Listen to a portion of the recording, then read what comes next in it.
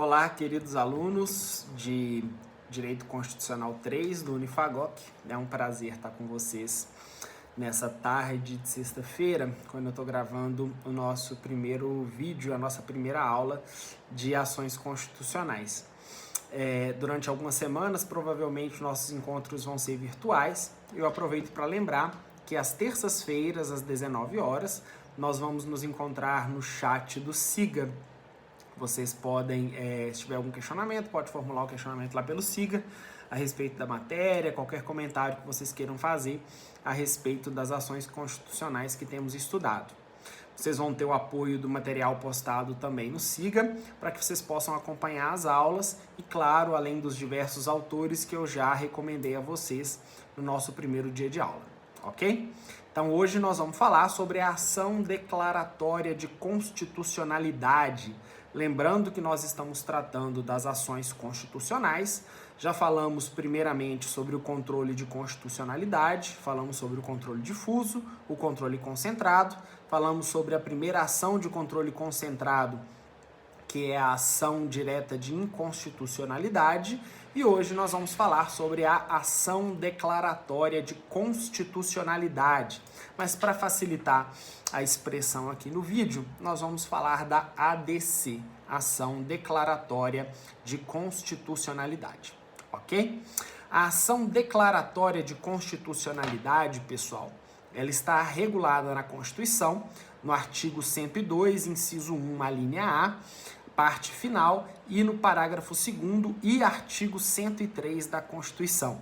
Vocês vão encontrar essas referências no material de vocês e também, além da Constituição, na Lei 9868 de 99, dos artigos 13 a 28. Então, se você quiser deixar o seu Vademecum aberto para você poder acompanhar nas leis, também vai ser bastante interessante, ok? Vamos falar primeiro sobre o conceito e natureza jurídica e admissibilidade da ADC, que é a Ação Declaratória de Constitucionalidade.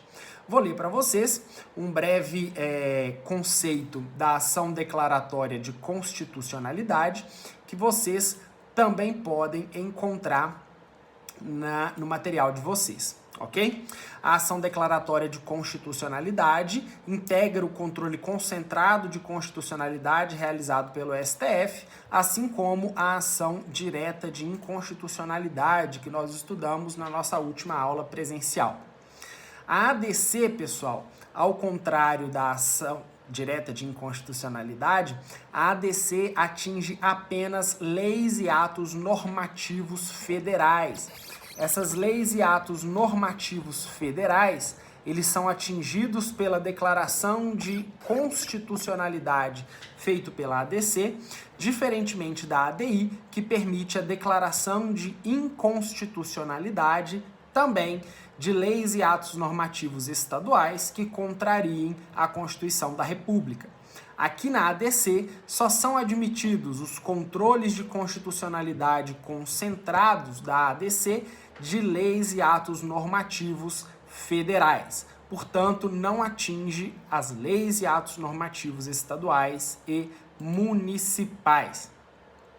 Segunda observação, a ADC, ou a Ação Declaratória de Constitucionalidade, só é admissível quando leis ou atos normativos federais são alvo de questionamentos judiciais e de decisões de inconstitucionalidade proferidas em processos de controle difuso, de forma a abalar a presunção relativa da constitucionalidade da norma jurídica federal.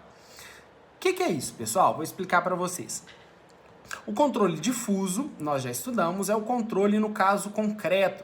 Diante das demandas que são levadas ao Poder Judiciário, é possível que se questione a constitucionalidade de certas normas, tanto do Poder Executivo Federal, normas federais, melhor dizendo, normas estaduais.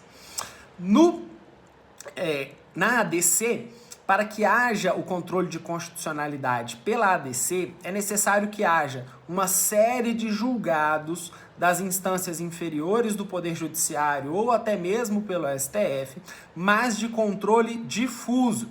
Havendo essa declaração de inconstitucionalidade de normas pelo controle difuso, reiteradas decisões nesse sentido, é cabível à ADC para pacificar o entendimento acerca da constitucionalidade de uma determinada norma federal que tem sido atacada pelo controle difuso. Então, quando nós temos diversas decisões que versem sobre a inconstitucionalidade difusa, pela inconstitucionalidade através do controle difuso, é viável o ajuizamento de uma ADC para que seja declarada a constitucionalidade dessa norma. Então, uma vez constatada a divergência judicial capaz de abalar a presunção de constitucionalidade de uma norma, diversas decisões que caracterizam a divergência judicial acerca da constitucionalidade de uma determinada norma federal, é possível o ajuizamento de uma ADC que vai ser processada e julgada pelo Supremo Tribunal Federal. E aí, essa presunção relativa, ela vai ser declarada, essa presunção relativa de constitucionalidade vai ser declarada pelo STF como constitucional ou como inconstitucional. E essa declaração do STF tem força absoluta, vinculante e alcance erga omnes. Então, vocês podem perceber que existe uma natureza dúplice da ADC, da ação declaratória de constitucionalidade. Qual que é essa natureza dúplice? Se a maioria dos votos do plenário do STF no julgamento de uma ADC for pela inconstitucionalidade da lei ou do ato normativo federal, os efeitos do julgamento vão ser os mesmos de uma ADI, de uma ação declaratória, uma ação direta de inconstitucionalidade. E aquela norma, portanto, será inconstitucional.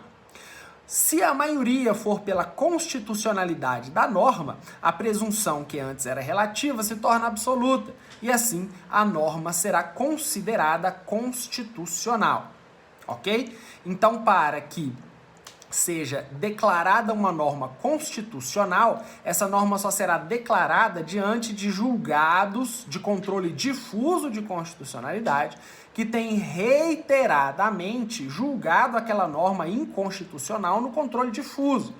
E aí, os legitimados ativos, que nós vamos falar já já, vão ajuizar uma ADC perante o STF com o objetivo de declarar a constitucionalidade de uma norma que tem sido questionada no controle difuso, ou seja, diante de caso concreto. Ok? Então, esse é o escopo de uma ADC, é o escopo da ação declaratória de constitucionalidade. O rol dos legitimados ativos para ajuizar a ADC é igual ao rol dos legitimados ativos da ADI. O rol está lá no artigo 103 da Constituição da República e aplicam-se a esses legitimados ativos as mesmas regras acerca da pertinência temática para o ajuizamento de uma ADC. Existem legitimados ativos que não precisam demonstrar a pertinência temática, como o presidente da República, como a mesa da Câmara dos Deputados, como a mesa do Senado Federal, e existem outros legitimados ativos lá do artigo 103 da Constituição, assim como estudamos lá na ADI, que precisam demonstrar a pertinência temática para que seja possível ajuizar uma ADC perante o STF. Um exemplo desses legitimados ativos que precisam demonstrar pertinência temática para o ajuizamento da ação é uma entidade de classe no âmbito nacional ou confederação sindical. As confederações sindicais e os conselhos da entidade de classe em âmbito nacional também precisam demonstrar a pertinência temática para o ajuizamento da ADC. Ok? Então, nós já falamos do conceito da ADC, falamos da admissibilidade e agora vamos falar do prazo para a propositura da ação. Pois bem, quanto ao prazo para o ajuizamento da ADC, ele não existe. Então, a ADC pode ser ajuizada tão logo o legitimado ativo perceba uma série de julgados dissonantes do Poder Judiciário que tenham declarado a inconstitucionalidade dessa determinada norma ou a constitucionalidade dessa determinada norma no âmbito do controle difuso, no âmbito do controle que é feito no caso concreto, ok? Então, Então, vamos falar agora, pessoal, sobre a petição inicial. E a petição inicial da ADC parece bastante com a petição inicial da ADI. Então, se houver alguma dúvida, vocês podem consultar o material da ADI, que já está postado no material didático de vocês no SIGA, para que vocês possam tirar dúvidas quanto à petição inicial. Mas o objetivo aqui é explicar, ainda que en passant, como se organiza a petição inicial da ação declaratória de constitucionalidade. A petição inicial, assim como a petição inicial da ADI, é dirigida ao ministro-presidente do STF. Então, o endereçamento da petição inicial é ao ministro-presidente do STF. Então, logo ele receba essa petição inicial, é determinada a distribuição ao ministro relator através de sorteio. Então, através do sorteio, aquela ADC é direcionada a um determinado ministro do STF, que vai figurar como ministro relator. O que tem que ter na petição inicial da ADC? Primeiro, tem que haver a precisa indicação do dispositivo da lei ou do ato normativo federal, objeto do pedido de declaração de constitucionalidade. Então você tem que indicar expressamente e inequivocamente na petição inicial qual o dispositivo legal federal que está sendo atacado ou que está sendo contemplado, melhor dizendo, naquela ação que o legitimado ativo ajuiza naquele momento, bem como os respectivos fundamentos jurídicos que viabilizam esse pedido apresentado ao STF. Segundo, a indicação com precisão dos artigos, incisos, alíneas, parágrafos ou o ato normativo completo que tem sido contemplado nessa petição inicial.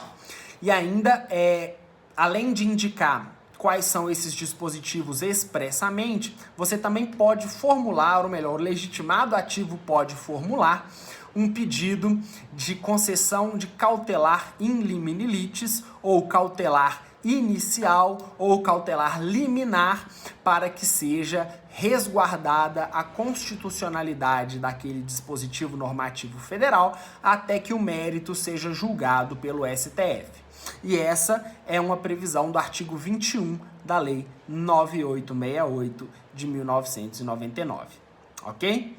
Então, como primeiro requisito, tem o endereçamento ao ministro-presidente. Segundo requisito é a indicação do dispositivo da lei ou do ato normativo com os respectivos fundamentos jurídicos da declaração de constitucionalidade.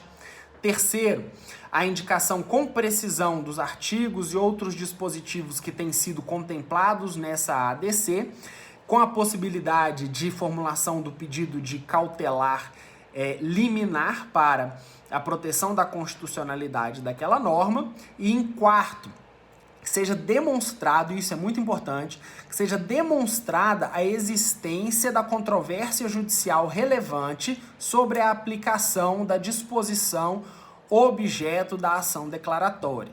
Então você tem que demonstrar na petição inicial que existem diversos julgados do Poder Judiciário que têm ou atacado a constitucionalidade da norma, ou que tem privilegiado a constitucionalidade da norma que você está contemplando na sua ADC.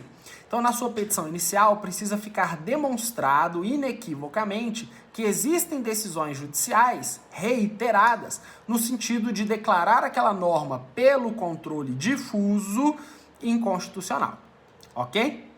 Próximo requisito da petição inicial, a procuração outorgada a um advogado também tem que ter poderes específicos. Não basta o poder geral concedido normalmente através dos instrumentos de mandato aos advogados.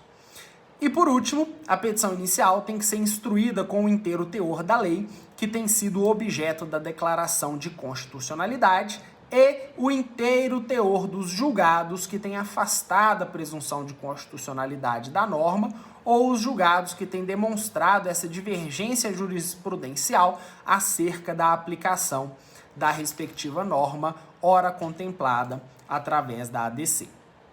Ok? Uma vez distribuída a petição inicial ao ministro-presidente, através de sorteio, ela vai ser designada a um ministro relator, que vai proferir o juízo de admissibilidade. O que é o juízo de admissibilidade mesmo? Vocês se lembram? É o ministro relator se pronunciar acerca da petição inicial, dizendo se todos os requisitos legais e constitucionais estão satisfeitos para que seja autorizado o processamento da ADC no âmbito do Supremo Tribunal Federal. Então, feito o juízo de admissibilidade, vão se abrir algumas possibilidades. Primeira possibilidade, o ministro relator percebe que a petição inicial está inadequada, ou seja, ele vai constatar a inadequação da via eleita, ou a carência dos fundamentos da petição inicial, ou a manifesta improcedência do pedido, ou outros requisitos da petição inicial que não estão contemplados no documento que você protocolizou lá no STF. Se o ministro relator percebe que a sua petição inicial, portanto, é faltosa, o que acontece? Ele indefere a petição inicial com base no artigo 5º da Lei artigo 15º, artigo 15 da Lei 9868 de 99, por meio de decisão monocrática, contra a qual cabe recurso de agravo interno ou regimental ao plenário da Corte do STF. Ok? Ao plenário do STF, melhor dizendo. Então, ele pode não aceitar o prosseguimento da ação com base em um dos fundamentos que eu disse, que consta do material de vocês, ou ele vai dizer que a petição inicial se encontra em termos. O que significa dizer que a petição inicial está em termos? Que ela está perfeita para prosseguir na tramitação junto ao STF. Então, se a petição inicial estiver em termos, o ministro relator vai determinar o prosseguimento da ação conforme o pedido da veiculação da cautelar ou não. Se o autor veiculou o pedido de cautelar, o ministro relator vai submeter esse pedido cautelar ao plenário para deliberação que o artigo 21 da Lei 9868 prevê. Se não há pedido cautelar na petição inicial, o ministro relator vai determinar o prosseguimento com a abertura de vista dos autos ao Procurador-Geral da República, como está disciplinado no artigo 19 da Lei 9868. Aí, esse prosseguimento foi determinado pelo ministro relator e, ao longo da tramitação do feito, pode ser que o autor da ação deseja desistir da tramitação daquela ADC perante o Supremo Tribunal Federal. Contudo, não é possível a desistência, como prevê o artigo 16 da Lei 9868, assim como ocorreu na ADI. Ok? Pois bem, pessoal, a ADC foi ajuizada, o ministro relator recebeu, o ministro relator determinou a tramitação do feito, mas houve a veiculação do pedido cautelar liminar no processo. Então, havendo essa veiculação do pedido cautelar liminar no processo, de acordo com o artigo 21 da Lei 9868, o STF pode, mediante a deliberação da maioria absoluta dos membros da Corte, determinar imediatamente a suspensão dos processos individuais, ou seja, dos processos que têm discutido a constitucionalidade da norma no âmbito do controle difuso. Então, o plenário pode determinar que que a tramitação dessas ações seja suspensa para que o STF se pronuncie acerca da constitucionalidade daquela norma que necessariamente vai influenciar no julgamento desses casos concretos no Poder Judiciário. Então, o STF vai determinar a suspensão da tramitação desses processos até que ele se pronuncie acerca da constitucionalidade daquela norma. Ok? Se for concedida a medida cautelar pelo plenário do STF, o processo vai prosseguir e ser objeto de julgamento definitivo no prazo de 180 dias, como determina o artigo 21 da Lei 9868. Ok? Agora, uma observação quanto ao efeito da ADC. Além de produzir eficácia erga omnes, ou seja, contra todos, ela tem efeito vinculante relativamente ao Poder Executivo e aos demais órgãos do Poder Judiciário. Então, a declaração de constitucionalidade da norma pode vai gerar necessariamente, além do efeito erga omnes, o efeito vinculante em relação ao Poder Executivo e aos demais órgãos do Poder Judiciário, ok? Uma observação agora quanto à participação do Procurador-Geral da República. Ele terá vista pelo prazo de 15 dias para se pronunciar acerca do mérito da ADC, para emitir pronunciamento acerca do objeto do que está sendo discutido naquela ação. Mas, se ele é autor da ação declaratória de constitucionalidade, não é necessária a intervenção do Ministério Público, da Procuradoria-Geral da República, como fiscal da lei, ok?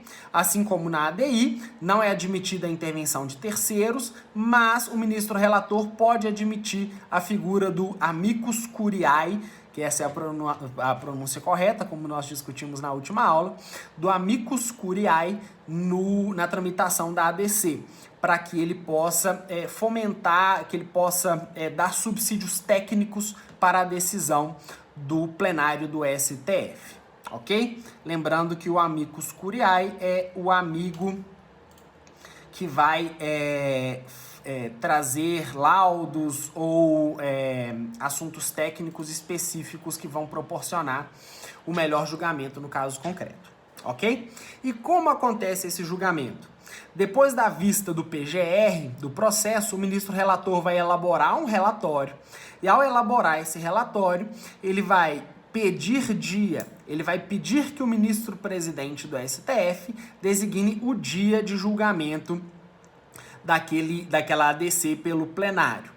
O quórum de instalação para julgamento é o de pelo menos 8 ministros, como determina o artigo 22 da Lei 9868, e o quórum de deliberação é de pelo menos 6 ministros no mesmo sentido.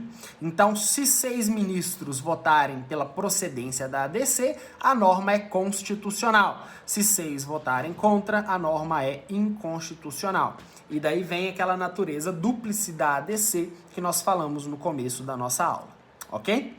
Os efeitos, como eu já disse a vocês, são erga omnes, ex tunc e vinculante em relação aos juízos e tribunais que têm processado e julgado ações que observam essa norma que foi objeto da declaração de constitucionalidade e demais órgãos e entidades integrantes do Poder Executivo, tanto na administração direta e indireta, quanto em qualquer âmbito estadual, distrital ou municipal que tenha aplicado o conteúdo dessa norma que foi declarada constitucional, ok?